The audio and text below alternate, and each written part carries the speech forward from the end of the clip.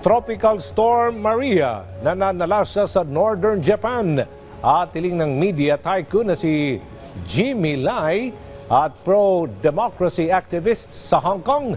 Nabaligta rin ang naging hatol sa kanila, ibinasura ng korte. Si Joy Salamatin sa sentro ng balita. Nanalasa ang Tropical Storm Maria sa hilagang bahagi ng Japan. Naglandfall ang bagyo sa Ofunato City sa Iwate Prefecture. Ayon sa Japan Meteorological Agency, aabot sa 481.5 millimeters ang ibinuhos na ulan sa nakalipas na 48 oras sa bayan ng Otsuchi. Sa ngayon ay nasa Tropical Depression category na lamang ang bagyo, ngunit inaasahan pa ring magdadala ito ng malakas na pag-ulan habang tinatahak nito ang Sea of Japan.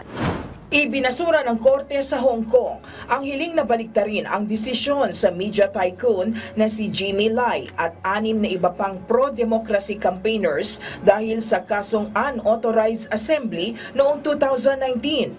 Si Lai at 6 na iba pa ay nahatulan ng guilty sa pag-oorganisa at pakikilahok sa isang unauthorized assembly noong August 2019 sa kasagsagan ng pro-democracy protest.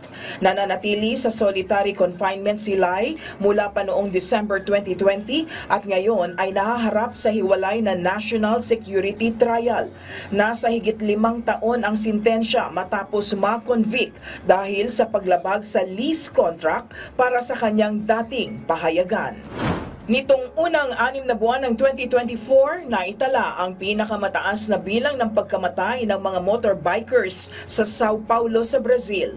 Tinatayang 7 ang namamatay dahil sa motorbike accidents kada araw sa Sao Paulo, Brazil, kung saan sa nakalipas na dekada aabot sa 20,000 ang namamatay dahil sa aksidente sa motor. Nakikita ng mga health at traffic experts na ang mabilis na paglawak ng food delivery apps ang dahilan ng pagkamatay ng mga motorbikers. Nakikita naman ng isang food delivery app sa Brazil na walang datos na mag-uugnay sa paglawak ng food delivery service sa pagdami ng mga namamatay dahil sa motorbike accident. Joyce Salamatin para sa Pambansang TV sa Bagong Pilipinas.